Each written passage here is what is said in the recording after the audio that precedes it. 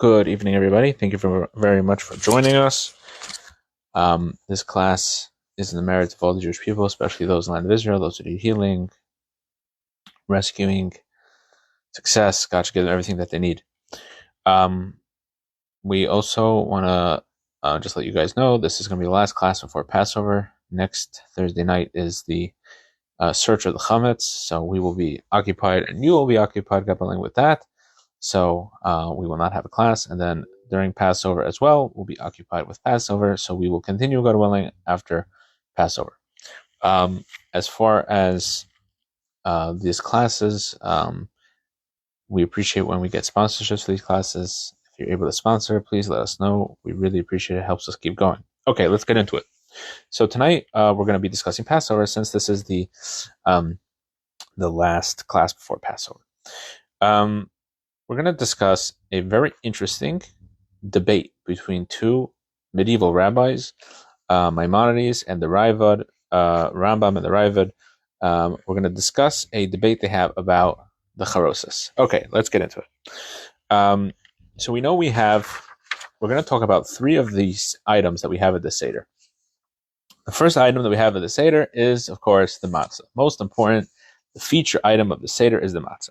I'll just quote here a little bit from the Passover Haggadah. In the beginning of the Haggadah, we immediately start off with Heilach Ma'anya. This is the bread of affliction that our ancestors ate in the land of Egypt. Whoever is hungry, you shall come and eat. Whoever is needy, come join the Passover Seder. And that is how we begin the recitation of the Haggadah. And then later in the Haggadah, we say something else. So in the beginning, we say this is the bread of affliction. Then at the end, towards the end of the Haggadah part of the saying over of the Magid, of the story of the Exodus, we say, Matzah this matzah that we eat, for what reason? So we say, because the dough of our ancestors did not have time to become leavened before the King of Kings, the Holy One, blessed be He, revealed Himself to them and redeemed them. And then it says, they baked matzah cakes. This is, it says in the book of Exodus, they baked matzah cakes from the dough they had brought out of Egypt, because it was not leavened, for they hadn't been driven out of Egypt and could not delay, and they had also not prepared any other provision. So we see here that the matzah has two components.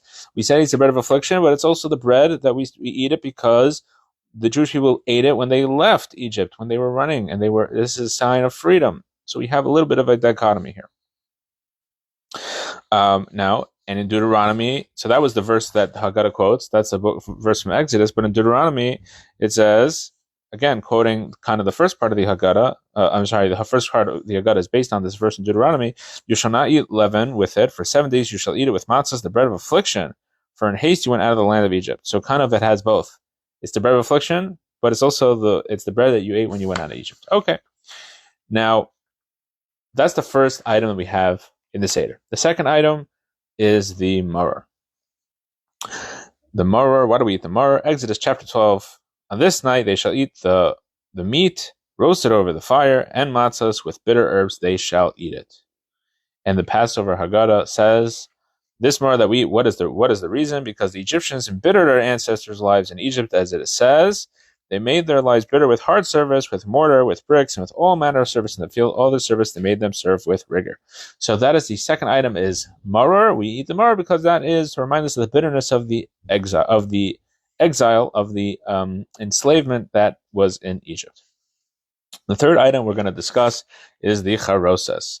The Charoset is mentioned in the Talmud. It is meant to remind us of the cement. And let's read Maimonides' Laws of Chametz and Matzah, chapter 7. He says, the Charoset is a mitzvah ordained by the sages to commemorate the clay with which our forefathers worked in Egypt. So it's an enactment of the sages. It is not biblical. There's no verse that records the Charoset. Okay, there is a verse. We talked multiple verses about the Matzah. There's verses about the maror, but there is no verse. It is a rabbinic decree. And Maimonides actually gives a nice recipe for Charoset. Let's read Maimonides' recipe just for fun. He says, we take dates, dried figs, raisins, or similar fruits, crush them, add vinegar, and mix them with spices, just as clay is mixed with straw. This is placed on the table on the first 2 nights of Passover. So, Rambam's very fascinating recipe. So it's dates, figs, raisins, and the like, and vinegar. Okay, that's a new one. Our family custom is just the apples, nuts, and wine. Not vinegar. So that's an interesting charoset. I don't know if I would want to eat charoset that has vinegar with it. Okay. Some people put pears in charoset. Dates I've heard of before. So interesting recipe. Okay. Then Maimonides says something fascinating about the charoset. So here we go. This is what we're going to discuss tonight. And this is in chapter 8 in the laws of chametz and matzah. And he says, next, we wrap the matzah and maror together as one. He's referring to he is referring to how we do it at the Seder. And he says, blessed are you, Lord, our God, King of the universe, who sang to us, commanded us to eat the matzah and bitter herbs, and we eat them. Afterwards, we recite the blessing. Blessed are you, he's referring to how we do it in the times of the temple. And he says, blessed are you, Lord God, King of the universe, who has sanctified us with the commandments, the eating of the sacrifice, we eat of the karban chagiga. And then he says, at present, when there is no Passover sacrifice, after reciting the blessing, hamotzi lachem, we recite the blessing alachilas matzah.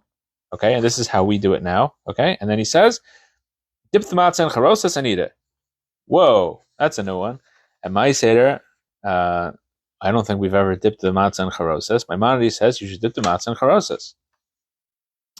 At most Seders, the only thing that we dip in charoset is the maror. So we eat maror twice in our modern day Seder. We dip the maror by itself. We dip in charoset, then we eat the maror together with the matzah, and we dip that in charoset as well. So this is a new one. And in fact, the Ravad, this is the other opinion that we're going to be discussing, the Ravad, he says, he wrote a book called Hasagas HaRavad, which means the challenges of the Ravad, and he challenged many of the Rambam's opinions and final legal rulings. So Rambam wrote a whole book of legal rulings, and the Ravad puts comments, and he says he disagrees, or he explains why, or he has very, very, very harsh critiques in his writings on the Rambam. So this is his harsh critique of the Rambam, and he says as follows: this is nonsense. Okay? Now, that is quite harsh to say about Maimonides, and in fact, a number of the commentators challenge the Ravad, and they say, in fact, if you look in some ancient writings from the previous generations, you'll see that this custom is mentioned. For example, in the Siddur of Rav Amram Gaon, by the way, in our weekly Tuesday class, we have videos online about our sages, and that we discuss in our Thursday classes, generally speaking. So it happens to be all these people that we discuss, Maimonides and the Ravad, the Tur we're going to discuss in a second.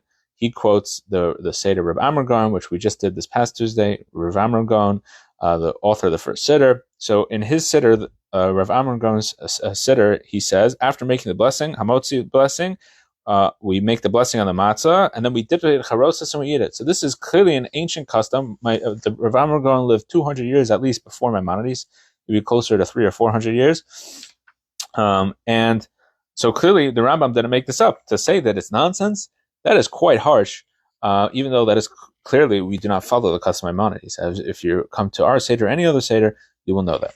Okay, so now we're going to break it down a little bit. What is really going on here? What's this debate about? Why would the Rambam say to dip in the charoset, or what is the reason why anyone would say to dip in the charoset, and why would the Ravad disagree? Okay, so I hope everyone is following with this kind of Talmudic disputation.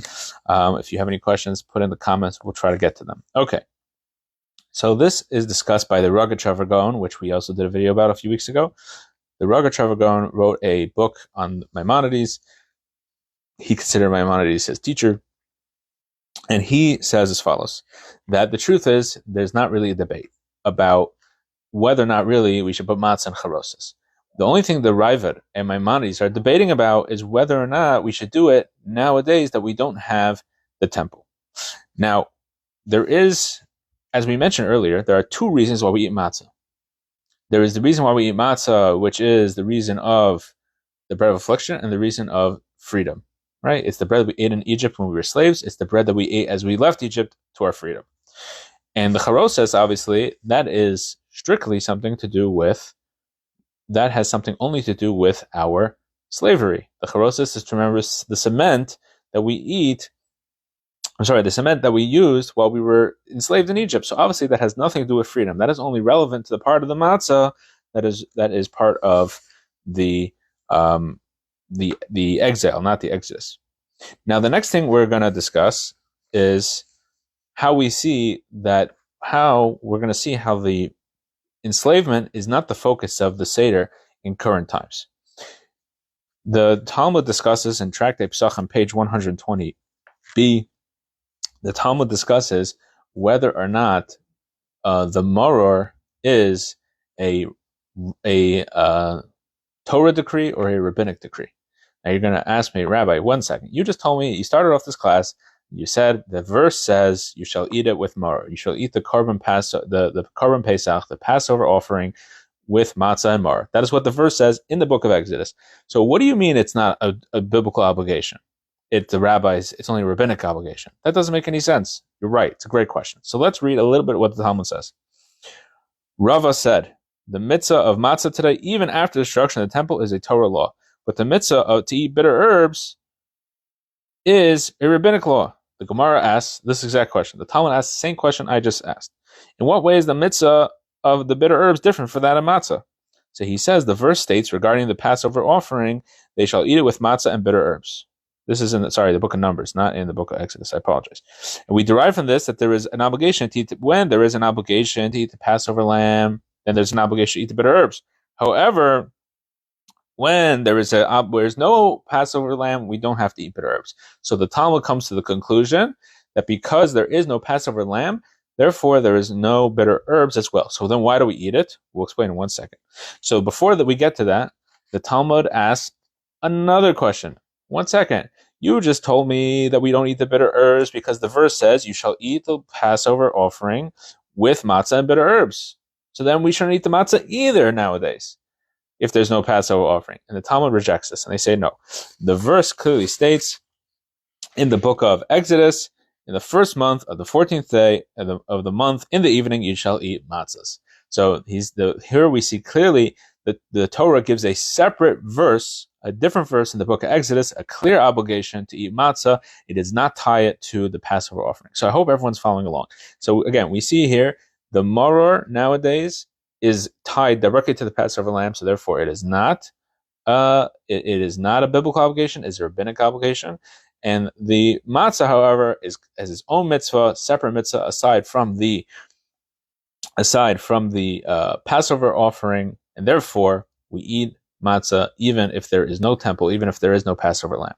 Now, if you look in the Shulchan Aruch of the Shulchan Aruch Harav, the Alter Rebbe Shulchan Aruch, he explains as follows: the Code of Jewish Law, 475, and he says as follows: nowadays, it is a rabbinic commandment to eat the maror, enacted by the sages. Why? To remember the temple era. So in other words, the only reason we eat the maror is to remember the temple. So in other words, it's not like we said, it's not a biblical obligation. We eat it as a rabbinic obligation because we want to remember the temple. Now, what's the reason for this? Why would it be and we understand we got through the Talmudic disputation. Okay, so we don't eat it because this one, the verse is tied to the Passover lamb, and this one is not. Okay, but what is the deeper reason? And here, the Rabbi explains as follows: that when it comes to when we're living in times of exile, which we're currently living in now, we don't live in times of freedom where we have the temple, and like we said, we don't have the Passover offerings. We're living in a time of exile. We're living in a time of exile. There's no reason that we have to remember the exile, that we have to remember the slavery. We already have enough. We know about slavery. We know about bad things happening. There are bad things happening around us every day. We know about that. We don't need to eat maror in order to remember that. We do it because that's what they did in the times of the temple. And therefore, the Rebbe applies the same logic here. And the Rogatchover Gaon applies the same logic here. That in the times of the temple, we ate matzah for two reasons. We ate matzah because we had to remember the bad times, and we ate matzah to remember the good times. We ate matzah, like we said, just like the verse says, it's the bread of affliction and it's the bread of freedom. However,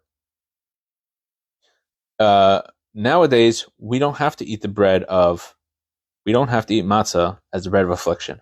Affliction we know about. So therefore, in the times of the temple, they used to dip the matzah in Charoset. Why do you dip the matzah in Charoset? Because the Charoset is a reminder of what? Of the slavery, of the mortar that the Jewish people were working with. So therefore, in the times of the temple, they ate matzah again as the bread of affliction. So for the bread of affliction part, we remember that by dipping the matzah in Charoset. To remember that the matzah is not just... Yes. That we do not eat the matzah just as the bread of freedom. We are reminded that it's also the bread of affliction by dipping it in the charoset, which reminder about the mortar. Versus nowadays, the Rabbi points out nowadays it's nonsense to say that we need to remember bitterness. We have bitterness and affliction all around us. We do not live in perfect messianic times. We don't have a temple. We don't have a Passover offering. We have tragedies happening all around us every day. There's no need to remember that. That is why the Rabbi says it's nonsense. However, the Rambam would counter, the Maimonides would say, no, we would do it because that's how they did it at times of the temple. In other words, the same reason that we eat... Sorry, 1 second. Yes, okay. Shh, Daddy's doing his class now, okay? Shh, shh, shh. It says this side and this side. Okay, my son is showing me his book, and thank you very much. Okay, I apologize. Okay, so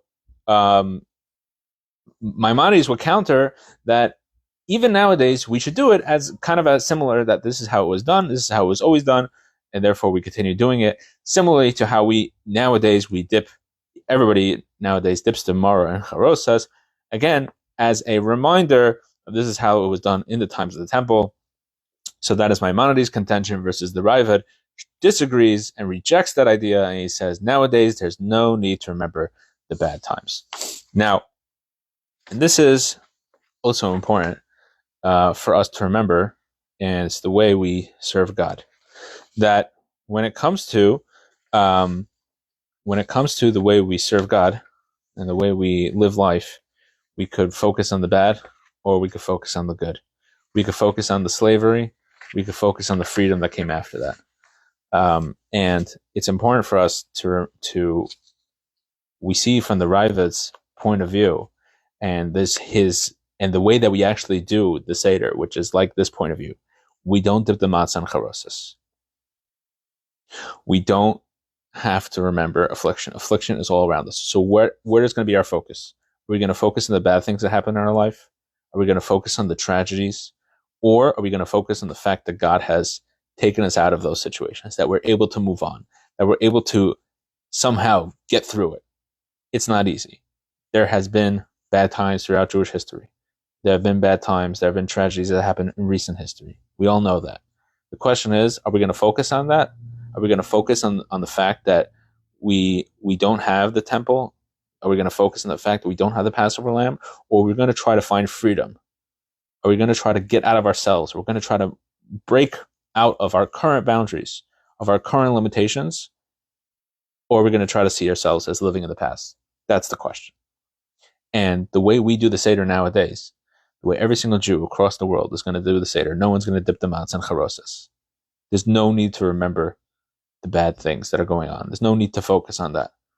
What we're focused on this Passover is how can we become free people? How can we free ourselves, from our own self-imposed limitations? If we view it the way God views it, from God's perspective, no, the sky's the limit. And that is the message of the Seder. It's a message of freedom. It's a message of breaking out of our self-imposed restrictions and limitations, and to realize that, yes, we have the ability to serve God. We have the ability to be good people, to be good husbands, good wives, good spouses, good children, good parents. We have that ability. We might sometimes feel that we're inadequate, but the message of the Seder is that we eat this piece of matzah, we do an action that in front of everybody, and we show that we are truly free people. For one night of the whole year, or 2 nights outside the land of Israel, we remember that we're free. And we try to take that with us throughout the year. So I want to wish everybody a kosher and happy Pesach. You should feel the freedom that comes from eating the matzah. If you don't have your own handmade shmur matzah, please send us a message, put a note in the comments. We would love to give you one free of charge. If you need a place for the Seder, please reach out. And if you're in the Duluth area, please reach out. We'd love to have you for the Seder. If you didn't sell your chametz yet, please do it on the website, chabadaduluth.org/chametz. If we did have a little glitch on our website, so if you tried doing it in the past couple weeks, might not have worked. We fixed it yesterday, so if you didn't do it before then, you could do it now, or you could hand deliver a sale chametz form. Thank you very much for joining. We will see you, God willing, after Passover. Lashana haba, Yerushalayim. Maybe this year, God willing already, we should be in Jerusalem with the Holy Temple, dipping the matzah in the Charoset, because we have to remember the bad times, because the times we're living the times that we are currently living in will be good. Have a good Shabbos and a kosher happy Pesach.